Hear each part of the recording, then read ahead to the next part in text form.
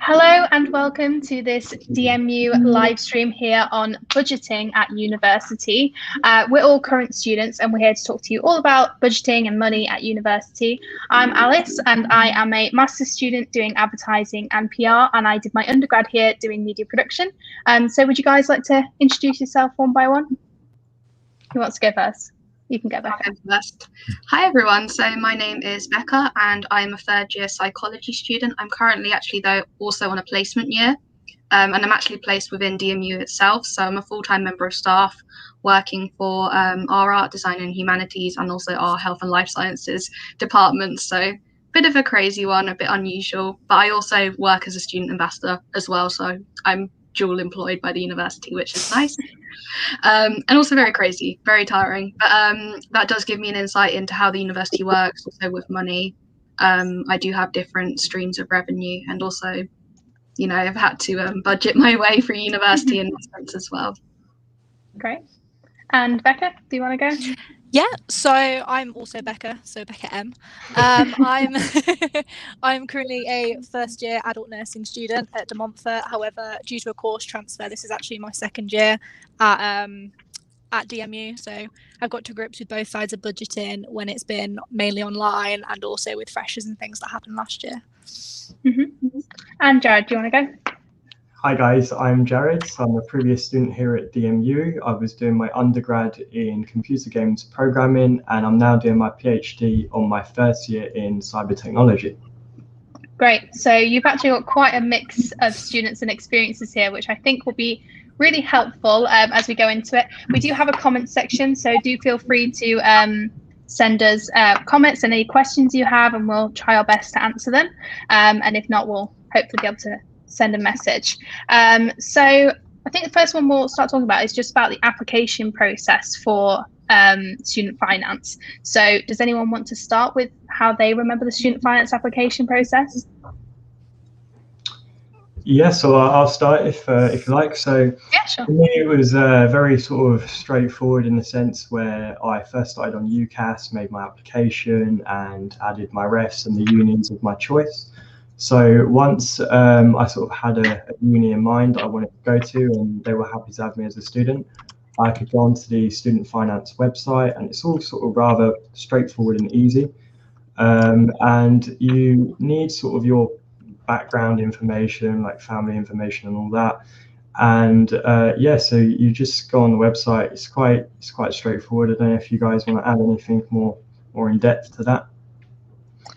No, I would say it was quite straightforward as well. You need to have the information of the people that you live with that are earning money. That was one that I think is probably the hardest thing, because obviously you're relying on the people for that. So maybe giving them a lot of time in advance about that, because otherwise you might be scrambling to get all that information together in time. But yeah, that was probably the thing that I found the trickiest in terms of the finance application. What about you guys?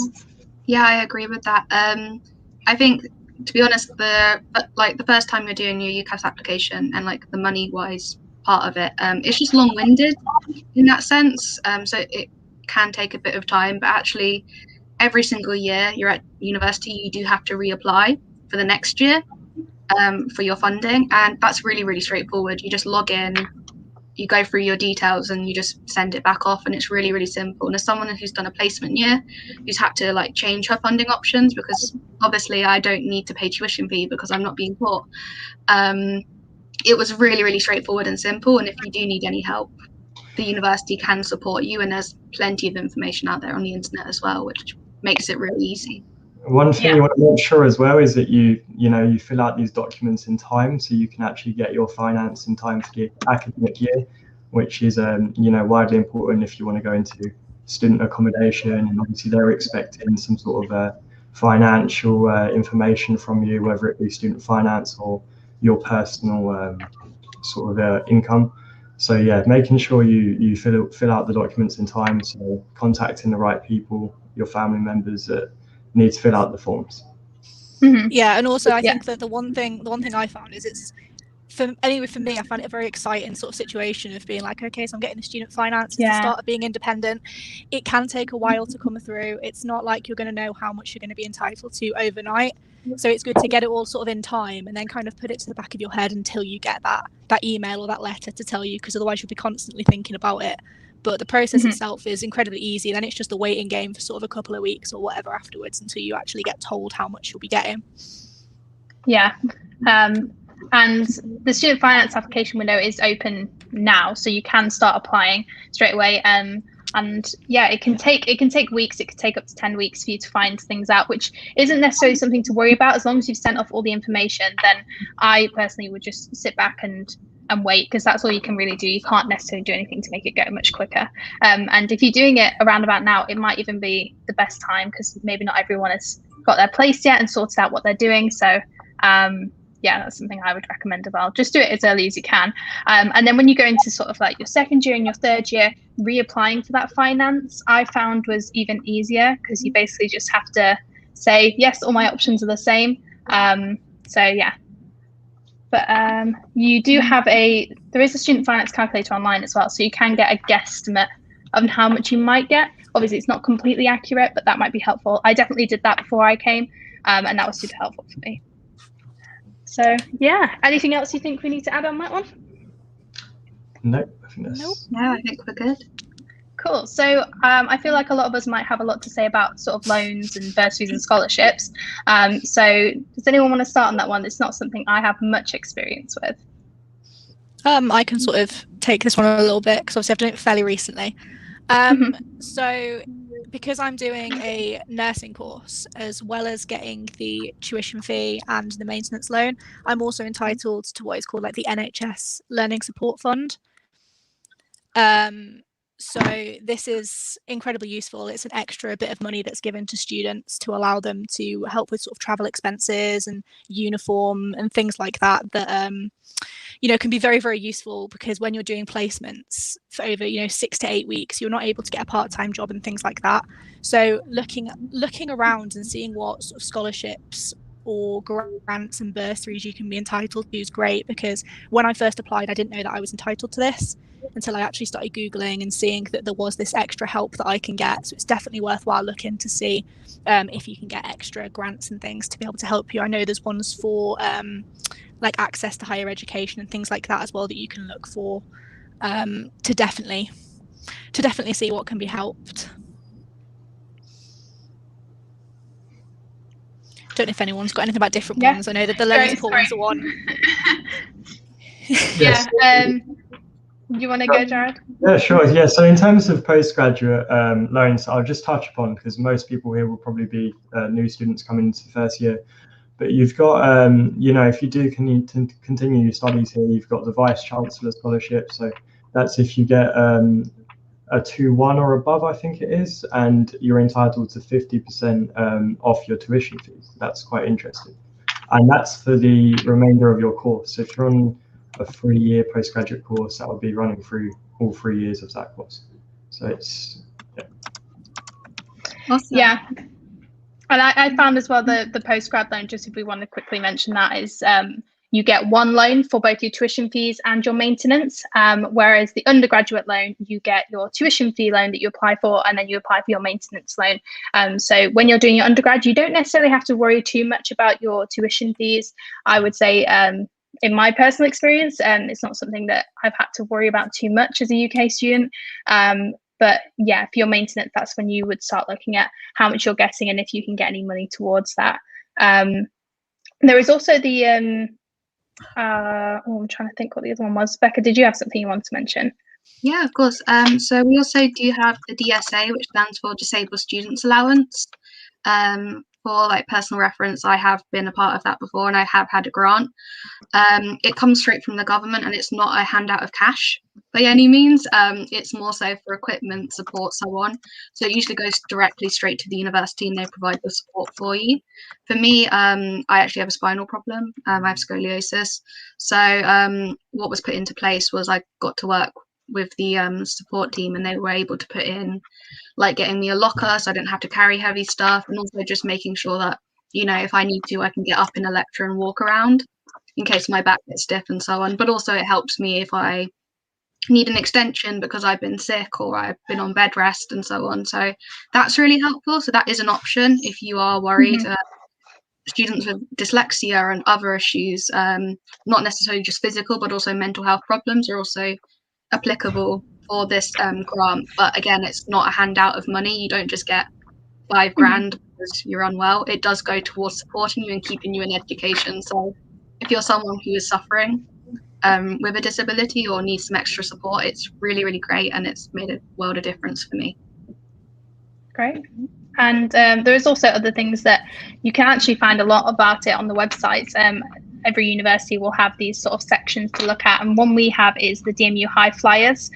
So that's something that we have the what's the word?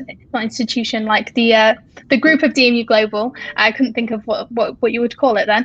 And DMU Global offer opportunities for students to travel abroad and do different things. Obviously, that is COVID pending at the moment, which we'll hopefully be able to continue a little bit more of.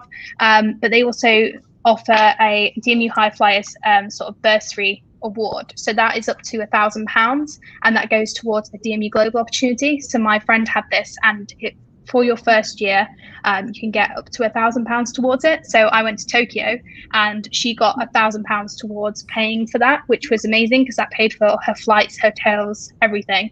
And then on top of that, you also have the DMU Global bursary that you get anyway. So if it's a trip that's outside of Europe, you'll get up to around £400, and if it's inside Europe, you'll get around £200. So I got £400 towards mine, but then she got that further that £1,000 towards a DMU Global trip, which was great.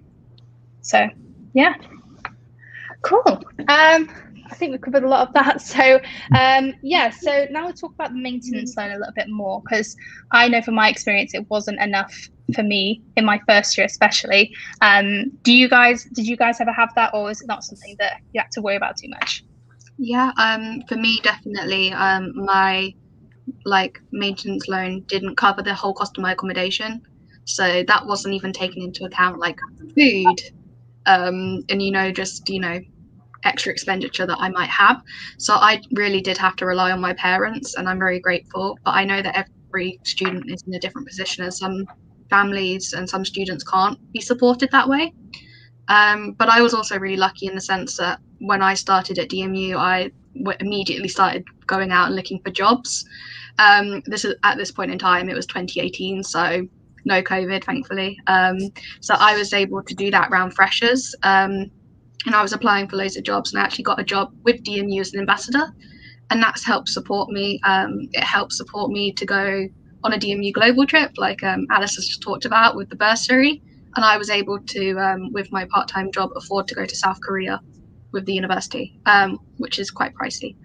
It's an expensive country to go to, and that was really, really special. And I've also been able to, live really comfortably, which is nice. I know though for other students it's a little bit different, and there's other intricacies as well. But yeah, definitely getting a job and also going on a placement year is really useful as well, because currently I get paid full-time to work, and that's actually something that I'm saving up the money for, so I can go on and do my master's as well. So there is ways around it, and there's actually quite a lot of opportunities, especially in a student city, to be employed and also work around your degree, which is really nice. Yeah, for sure. I know my first year I was in the same position. My maintenance loan didn't cover all of my rent that I needed. I got a very little amount of maintenance loan, which was unfortunate, but I was lucky my parents were able to be able to pay that gap. But it did mean that I had to work quite a bit to try and figure out what I was going to do with the money that I needed, for food and things like that. Again, I was lucky to have parent support, but there also is a thing that the university offers where you can try and get some extra support money. So they definitely offered, you could go in and get a one-to-one meeting with someone. They can assess your situation, and they can offer funding if they feel like there's something that they can provide for you, which is something that I know quite a few people did make the most of. But yeah, jobs is definitely something I would look into. It's a good thing as well, because it puts something on your CV that shows that you were doing something outside of your studies, even if it might not be related to what you want to go to do afterwards. There's so many transferable skills that you can get from a job that's so helpful, that I would 100% recommend it. I worked like 3 jobs at one point, which it wasn't necessarily because I had to, but more because I was enjoying having all those different experiences to do all that sort of thing. What about you guys, the other two? you have anything? I found that even though my maintenance loan sort of covered me with a little bit of help, sort of like almost like a weekly allowance from my parents, it covered me if I was careful. I did have to be careful with, how much I was spending and things like that. But I also found as well that with having a student bank account, it helped because I got an overdraft. Because even though I was covered overall, sometimes the payments that were going out didn't line up with the payments coming in. So it meant that I had this backup overdraft so that I could, pay those outgoings I needed to for my rent or whatever, full well knowing that a week later I'd be able to pay off the overdraft because my student loan had come in. So, it's always a good idea to have a look into, into overdrafts and different bank accounts to see what you can get as well with them, sort of the different offers that they have, because I found that that's really, really helped me in terms of being able to, especially last year, to be able to make my money sort of last and go in the right places when I needed to. Yeah, and if you do get a job to begin with, it doesn't mean you need to stay in that job, for the rest of the academic year. So you can always go into it as a sort of safeguard, in the sense where you've got a job, you can afford to go out and things, and then sort of micromanage what you're doing and how much you're spending. And then with that, you can sort of choose how many hours you're doing. I think online banking is definitely something that is good, sort of mobile app banking, so you can see exactly what you're spending. Sometimes you'll come out of a night out and you haven't realized you've spent so much money. So it's always good to be on the safe side regarding getting a job, but it doesn't mean that it has to be full time or that you have to do so many hours. You can always reduce the hours, or even if you don't end up needing a job, you can always leave in the future. But there's plenty of student jobs. I know, obviously, in COVID times, but waitering is one of the most, I think, it's one of the jobs that students can get the easiest. And there's plenty of bars and restaurants and things like that, and it requires little to no experience to start. And they always look for people to do a lot of hours and flexible hours as well.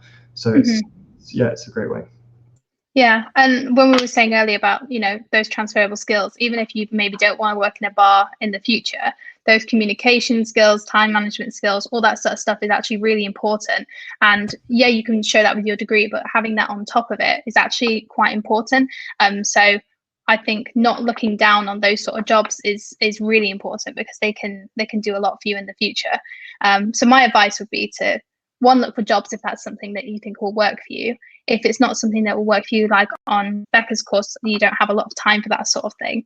It's finding other ways around that in terms of budgeting, looking where you're spending.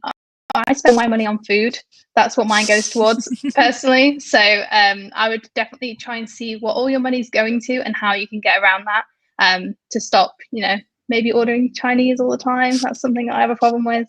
But yeah, so that would be my advice for that if your maintenance loan isn't quite enough money. But yeah, and so we'll go on to talking a little bit about maybe managing our money, which I feel like we've sort of touched on a little bit already. But did anyone want to start on that, or do you want me to have a go?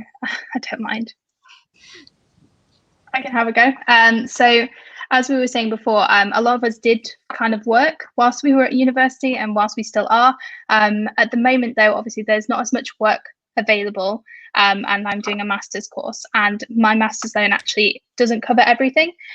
So I would recommend having a budgeting sheet. This is something that I think a lot of people are really good at. I think you need to do it from the start, or you need to be super organized to do it once you get into it. But it's something you can do over the summer, like when you're waiting to find out and getting into uni and things like that, is setting up like, how much do you think you're going to spend on things, researching the sort of stuff you're going to want to buy, and definitely getting a savings account if you think you can do it. I worked over the summer a lot, which meant that in my first year, my first term, I didn't have to worry too much about money because I had a lot of money saved up. So that was how I sort of managed it. Was I worked a lot over the summer whilst I'd been at uni, and that was super helpful for me. What about you guys? Yeah, really similar actually. Obviously it was a little bit different back then, but I worked the whole summer before I came to university in my first year. So having that kind of backup is really, really useful. Like Alice said, having a savings account is really, really great, especially if you do have a job at university. It helps you kind of split off. I have a save to buy ISA. I don't think they're a thing anymore that you can really do, but I still have mine. And if you do have one already, that's great.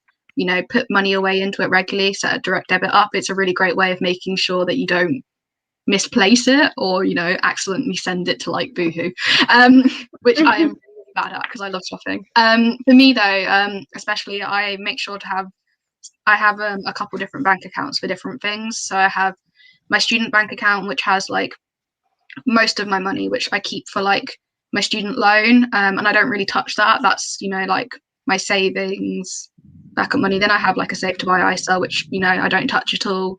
And then I have my my account that like my wages come into, and then I kind of move it around where I need it. So I usually keep my allowances for my allowances for the month in one account and everything else away in the other account. And once my kind of main allowance account is kind of like empty or near empty, like I won't go in my other accounts to like draw out more money unless it's like really important, like utilities, rent and so on. But that isn't the case because I've usually paid them out already. It is a little bit different once you've kind of moved away from living student accommodation. So living in a student house, I live in a student house. It is different, and bills and utilities are a lot different. They're a lot more regular, so that is something to make use of. But you do get better at budgeting over time, and you also do work out what you need and what you don't need.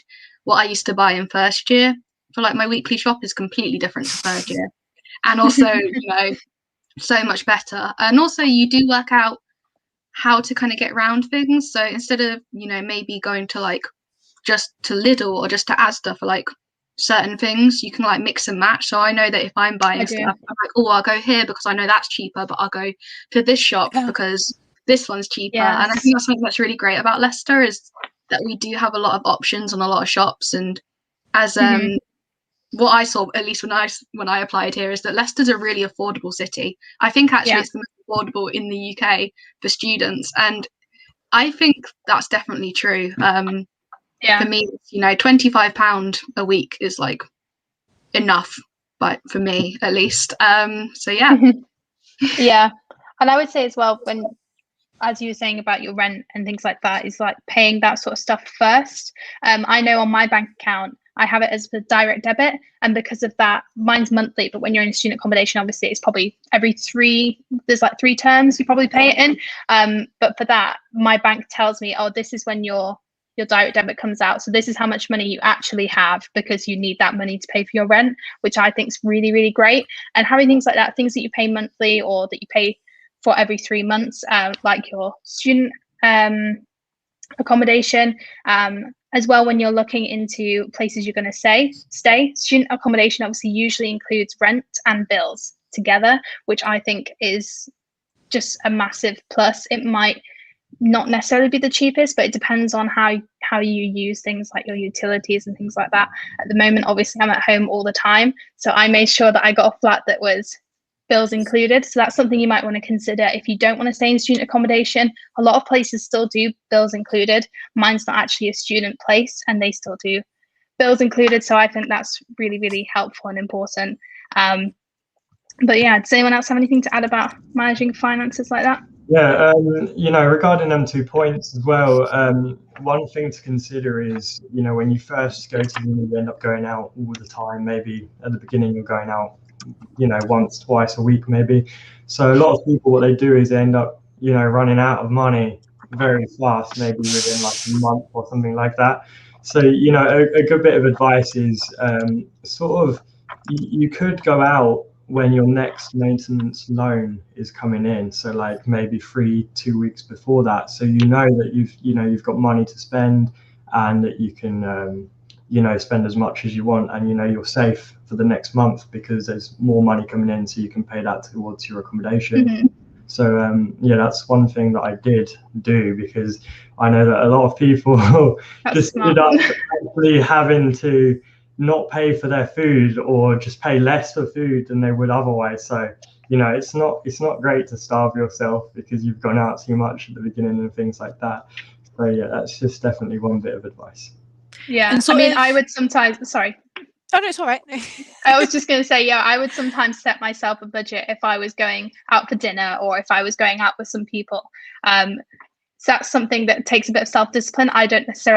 I'm not necessarily always good at it, but if you tell yourself that's all the money you have to spend, then that might make you more inclined to, stick to it, rather than just going out and being like, oh, I need to not spend too much. If you tell yourself how much you can spend, that's a little bit easier as well. Sorry, okay. No, it's all right. So all I was going to say is that I know people they like to do things like that, sort of in different ways with their finances, but I absolutely love stationery. Like everything is filed and folders. So I have an actual budget planner, which is one that I bought it online somewhere. I can't remember where, but I bought a budget planner and it's split up into daily ones, so I can put down how much I've spent in a day to check that I'm not spending too much every day. But then it's also got monthly and termly, so I can write down on it sort of when I'll get my student finance. I can put down how much I'll get, then I'll always take off how much it's going to cost me for rent, and then I'll kind of work out an average sort of food budget and take that off it, and then I can work out if I've got any left for sort of a couple of weeks, to sort of treat myself. But for me, I find that works really well, to be able to actually have a book when everything's written down. You can make the book all look pretty and everything, so you actually want to use it. But I also know there's apps and things out there that I know my friends use, that if you're more digital, then you can get an app for it, which will tell you, sort of, okay, you've spent a little bit too much this week, maybe try and spend a little bit less next week. And it's a really good idea to have a look out there for budgeting tips and things like that. Great. Yeah, I would definitely agree. I mean, it does. Yeah, like you said, it depends. If you're a paper person, then that's something definitely for you. If you're more of an online person, then maybe making a spreadsheet or something like that is more up your alley. Someone's asked what the nearest shops to DMU are. Now, there are many. There is also one on campus, which is Simply Fresh.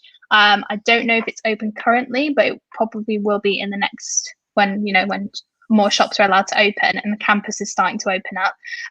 But yeah, Simply Fresh is on campus. They do sort of it's like a little Tesco, groceries and things like that if you want to get a meal deal.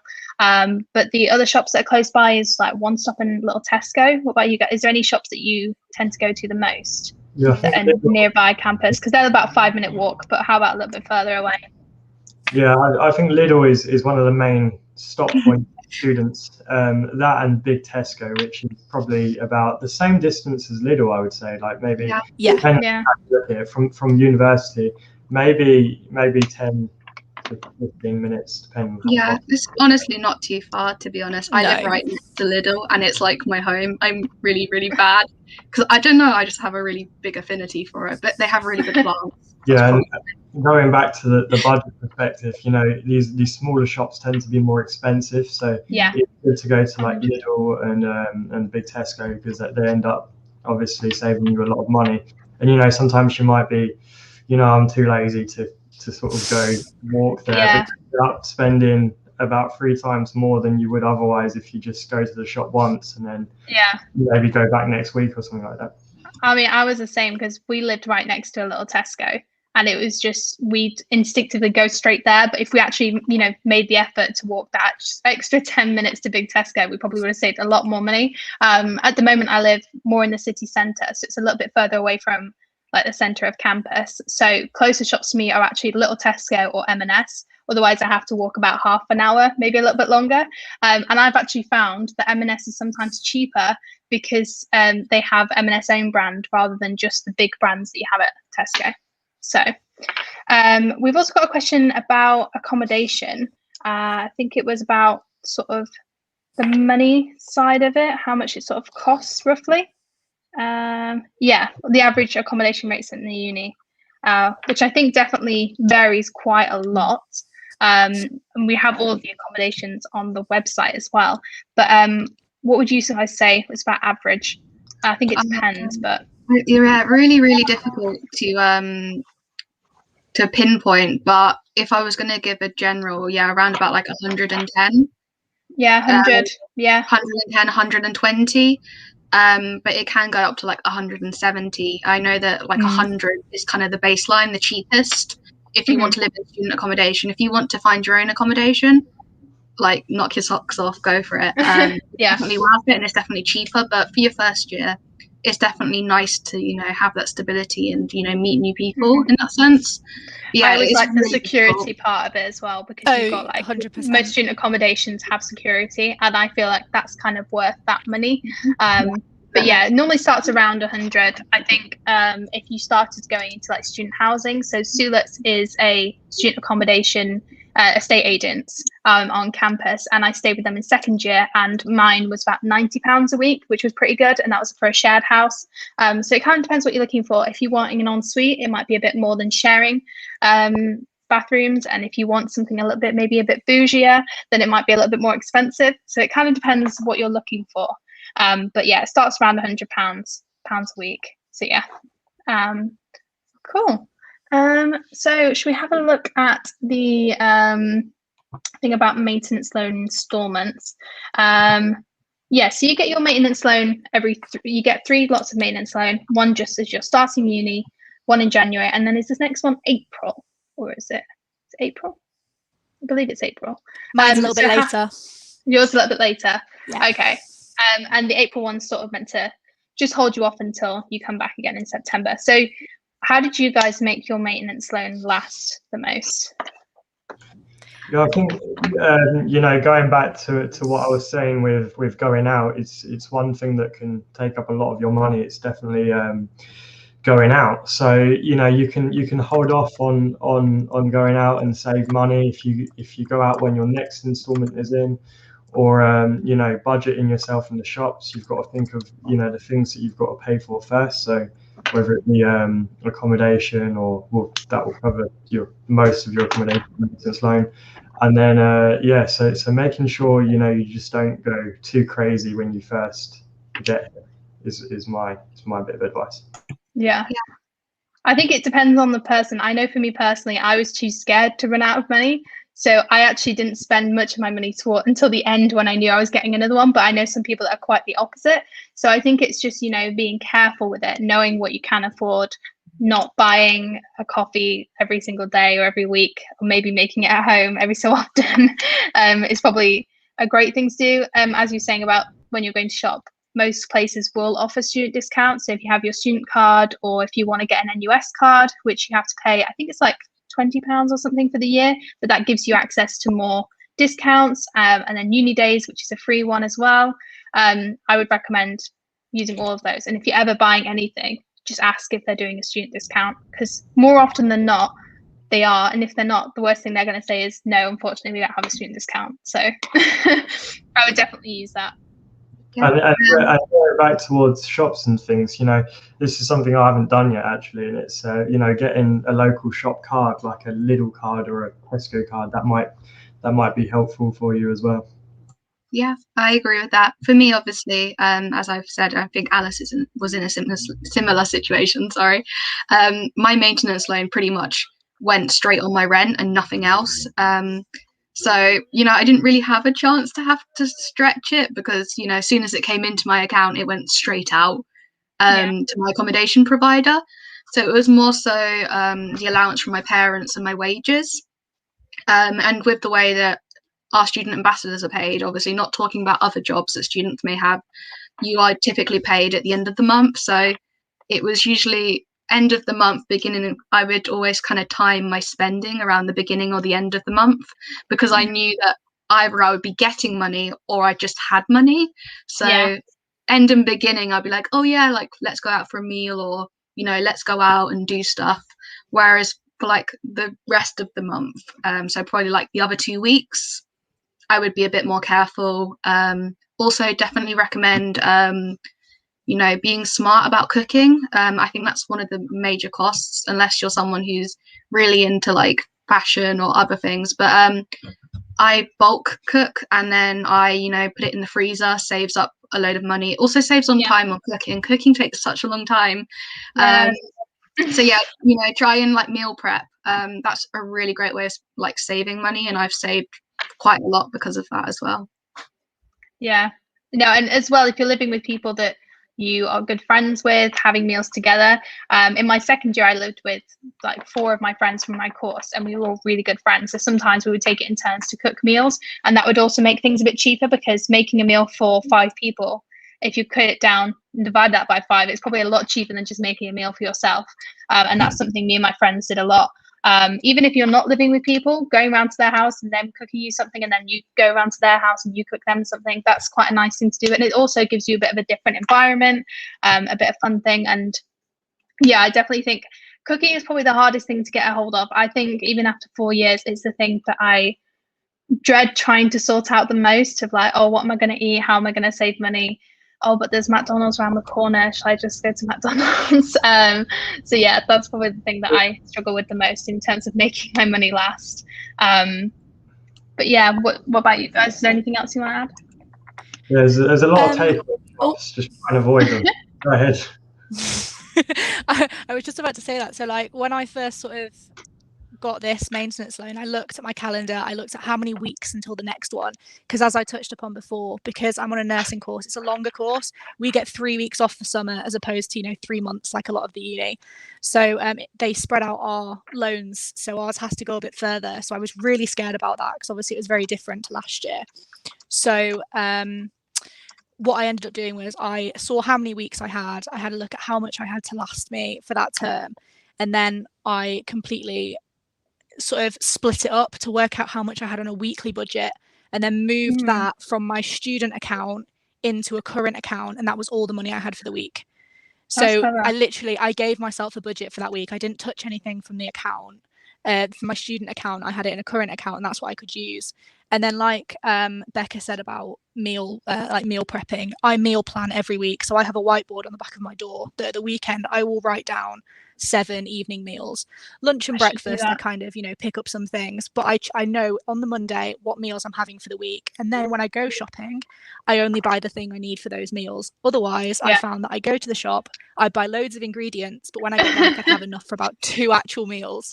And then meal prepping's meal prepping's great, actually, creating like pasta bakes or chilies and things like that, because you can freeze them and then you can use them again, or your housemates can, if you're sharing or whatever, like was touched upon.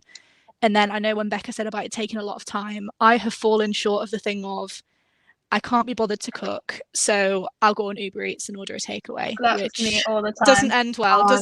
So I can't say I don't do it now.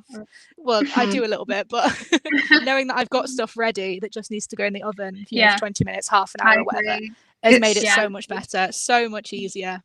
It's really hard, isn't it, with takeaways? Like I actually feel like this is a really hard tip, but and it's kind of unbelievable considering how much takeaway I've had in my 3rd year, which is my placement year, because I do get paid full time for a full-time job, which is really great. But in my 1st and 2nd year of university, I only had 1 takeaway. So like for like what? 2018 to like 2020, wow. University, I only ever paid for 1 takeaway, and it was a Domino's. I don't believe you. No, seriously. I genuinely don't believe you. No, seriously. I would have McDonald's, but like I'd have, if I wanted McDonald's, I'd have to go get it. Yeah, get it. You'd have to go get it. I only had 1 takeaway delivered, and that was Domino's, and that was because my little brother came to stay with me because my parents had gone to Poland without him.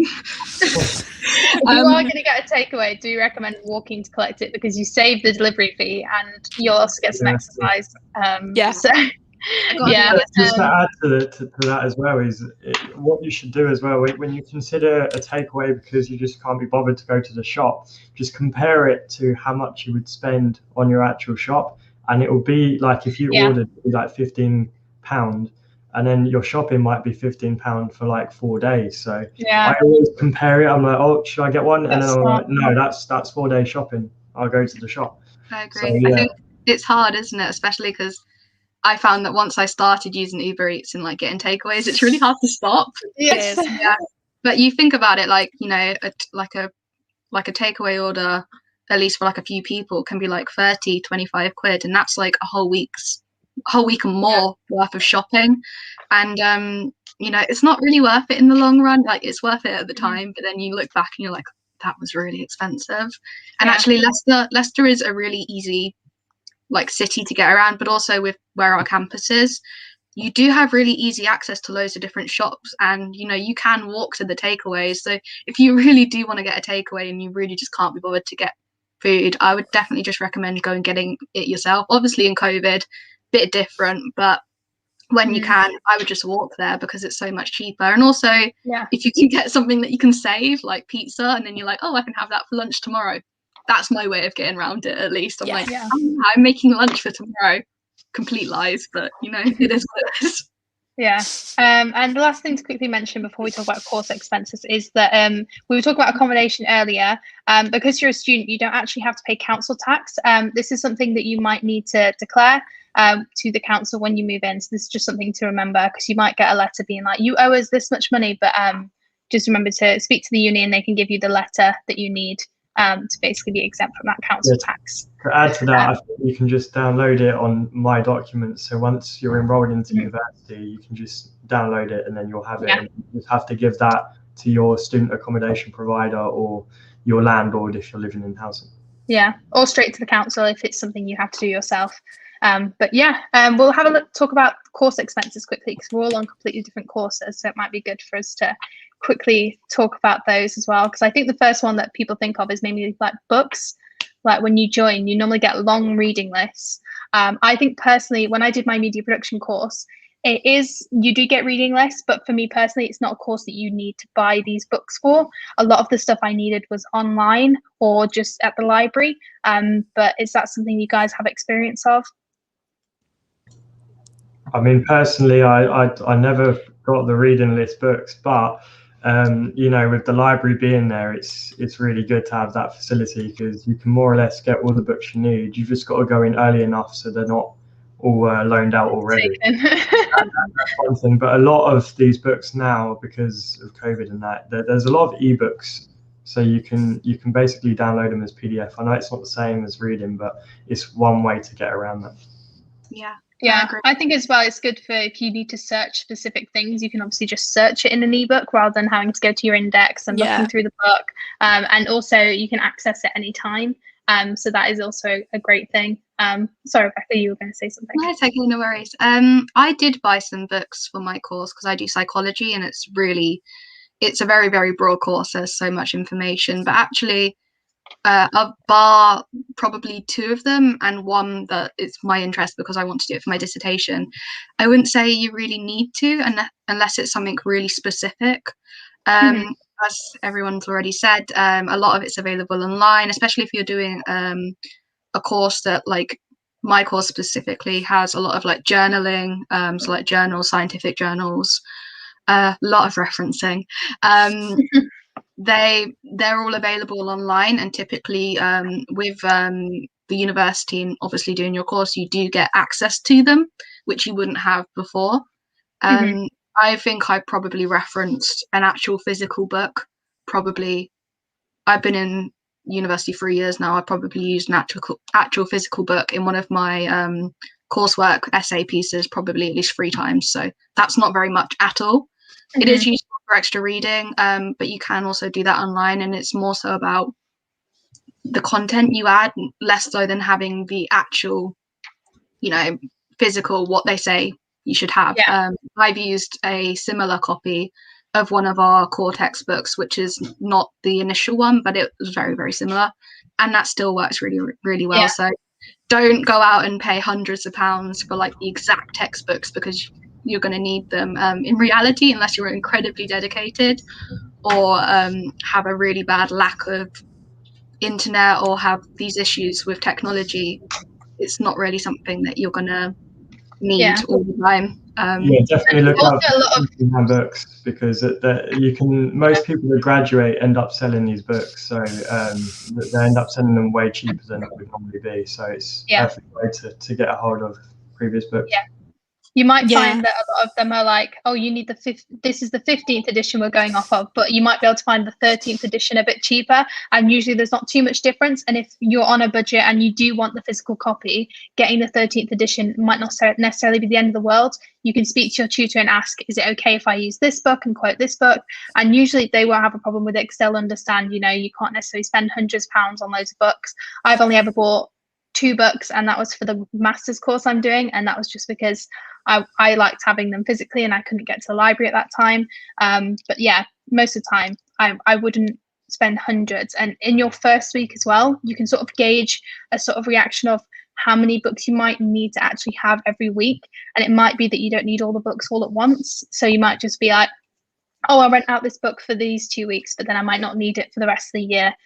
So that might be something to consider as well. Sorry, Becca, I interrupted you. No, it's all right. I'd say don't rush out to go and get the books before you actually start your course. I did that. I'm very much a person who likes my books. I still do. I like to put sticky notes in them and be able to, you know, save pages and things like that. I've always been like that. I think it links back to me liking stationery and things. But what I found is in first year, I went and got all these books over the summer before I actually went to university, and then realised I didn't need half of the books I've got. At the start of the year, you'll have a lot of like introductory lectures with your lecturers for each module. Go to them, and in the first week or so, they'll be asking you, you know, if you've got any questions to ask, that's where to do it. Just ask them what books they'd recommend you actually having, what books you can get from the library and things like that, and don't rush to do it. And then also look at places like eBay and Depop and things like that, because like I know Joe was saying, people who graduate or have gone on to following years that don't need the books do sell them on. And the ones I've got for nursing, because there are a couple of books that I do have to have with nursing because you can't get them online, I got them for about half the price because I'm very lucky that my mum's a nurse and she knows people who did the uni course like a few years before me, and I was able to buy them off them. Ask around, you know, use like the different Facebook groups, like the New to DMU group. You'll see people will be posting them on there and things like that, and they'll be so much cheaper. But just don't rush to do it, because you won't need a lot of the ones you think you do. Yeah. And in terms of course expenses, I did a practical course, so mine was not very theory based. So again, I didn't really need any books for my course. It was more for sort of referencing and reports, and that was more what we did online. But I did have to do a lot of filming, editing, audio recording. All of that equipment is super expensive. Like, you're talking hundreds and hundreds and thousands of pounds for equipment. And I luckily didn't have to pay for any of that because there was AV loans, which the university has, where you can rent out audio equipment, so microphones, audio recorders, cameras. It was my savior. And you can rent them out for about 3 days at a time, or over a weekend you got 4 days if you were really clever about it. I would really recommend, if you're doing a practical course, speaking to, if you can, the tutor of that course. You can definitely get in contact with them through the Student Advice Centre if you don't have their email, or waiting until you join about equipment, because I know a lot of people bought cameras before coming onto the course, mainly for their pleasure, but I didn't buy one because I thought, I'm not going to be able to afford that. I'll wait to see if I need to. And luckily I didn't need to. And we also use a lot of Adobe software, which I was really worried about having to pay for as well. But it's all offered on campus, these softwares. There's also, what's the other one we use? Pro Tools, which is again kind of an expensive software, but the university has it, so you don't have to pay for it. But you will get student discount on those things if you did want to pay for it. I paid for Adobe for about a year because I wanted it at home, and it was about £16 a month, which sounds pretty expensive, but for the 40 programs you get with it, that was really affordable for me. So it's something that I decided to do. Yeah, on my course it was very similar in terms of software. You get a load of software for free, especially the software that you generally have to pay for. Microsoft Office is one of the main things that all students need, and that's something that DMU provides. So yeah, you get to access all the things that you need for your specific course. Well, that's essentially how it worked for me. But yeah, it's great because then you don't have to pay for extra things. One thing that was mentioned as well is it might only be available at DMU, but you can actually remotely connect to your DMU desktop. So you should actually be able to sign in and get all this software from your computer at home. So that's quite handy, especially in like COVID times. Yeah. And then once you're on campus, when you are, you will get access to most of that stuff in the library, or most courses will have special areas. So for media production, we had special editing suites that we could get into 24 hours a day, which was great. So yeah, move on then. I don't think there's anything else in terms of course things we can go over. So maybe talk about extracurriculars like societies and sports clubs. I don't know if this is something that you guys have lots of experience in. Does anyone want to go first? Well, Sorry, go on. I'm the current health and safety officer for DMU Yoga. So I'm actually one of the officers in a society. So I know this year, because we can't obviously meet in person, that there isn't actually like a cost at the moment for it. It's free. So people have been able to come because obviously everything's being done online. But in terms of societies, I joined a couple last year, and I think I joined 3 of them, and they were all £10 for the year. I think that's roughly kind of the price that they charge. Some of them are free, some of them are 5, sort of 5, 10. I think I've seen a couple that are like sort of £15, but that's for the entire year. And that is just, so your society can get up and running with any equipment or anything like that. Because obviously we have to, for the yoga society, we have to pay yoga teachers to come and actually run the yoga sessions for the society. So just that like little payment that you pay for the year works out at very little per week, but it just helps the society. So it's very affordable for you, and it means that you can have, such a good time in terms of joining societies. It's potentially one of the best things that I did coming to uni was joining some societies, and like the cost you don't even think about after a couple of weeks. Once you've done it, you put it as part of your weekly budget, for 1 week when you first move in, sort of even freshers week, you go, okay, that's £10 that I can't spend on, a takeaway, but it's done then for the year, and it's potentially one of the best things you could do, in my opinion anyway. Yeah, and also at the beginning of the year, most of the time societies are free for you to try out.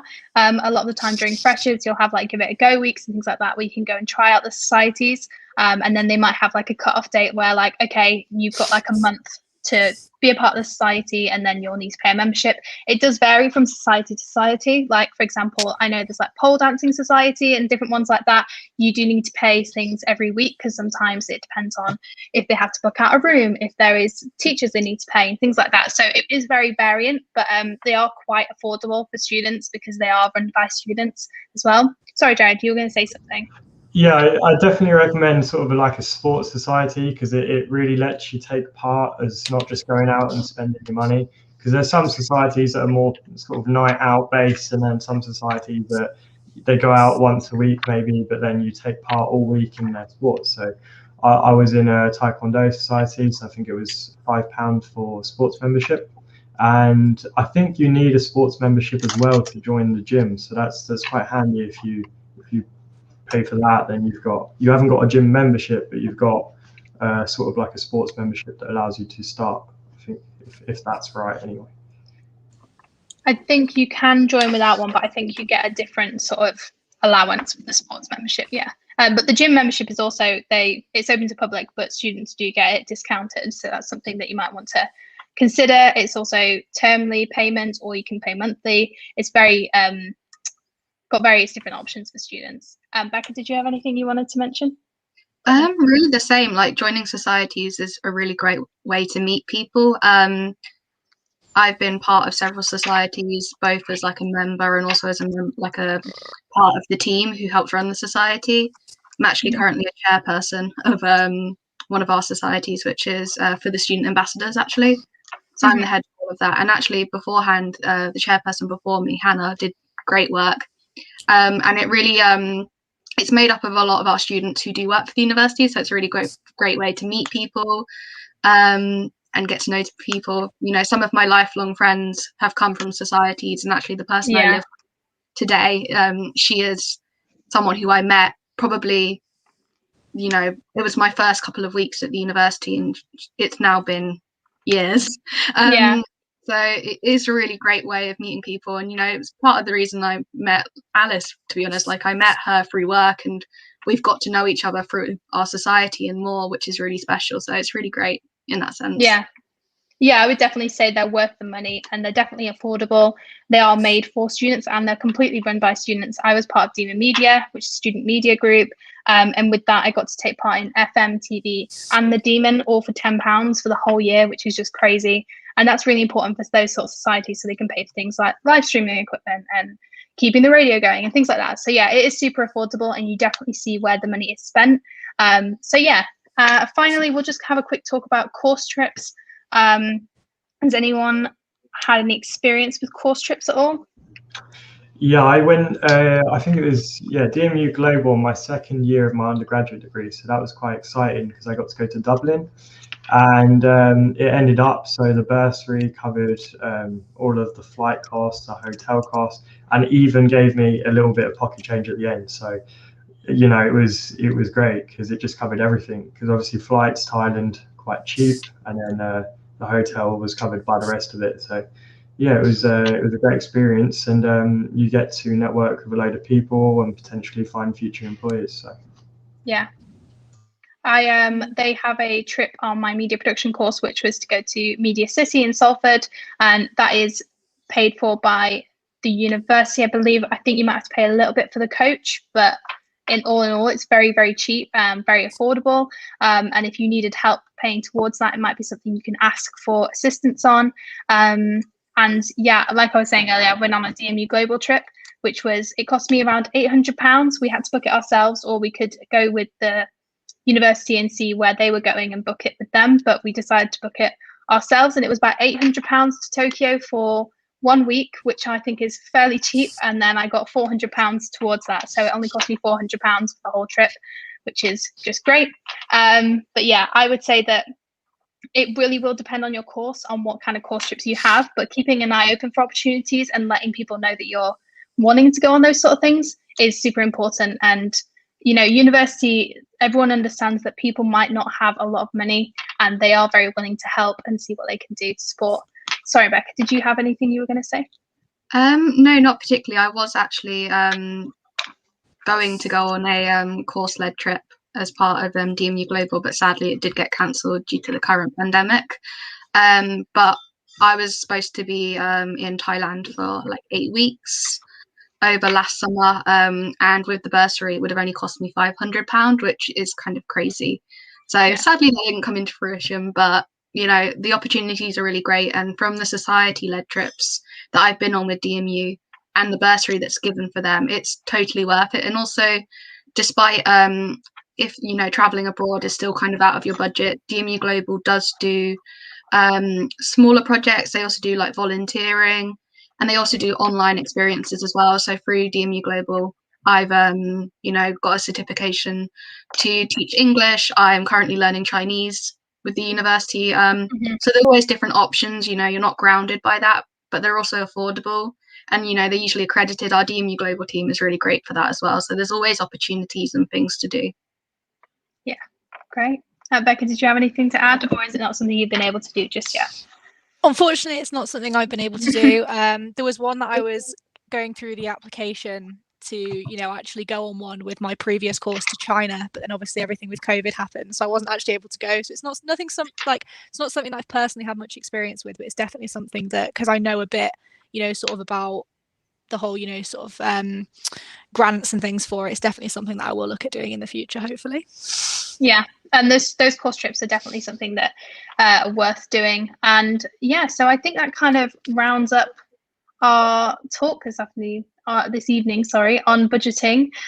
So thank you very much for listening and joining. We do have a open day this Saturday, so if you're wanting to come and speak to more students, then definitely book onto that and come and see students on Saturday. I will be there probably doing campus tours, and I'm sure many of our student ambassadors will be there, so you'll get to ask any questions you'd like. So thanks for watching, and we'll see you at the open day hopefully. Bye. Bye. Bye. Bye.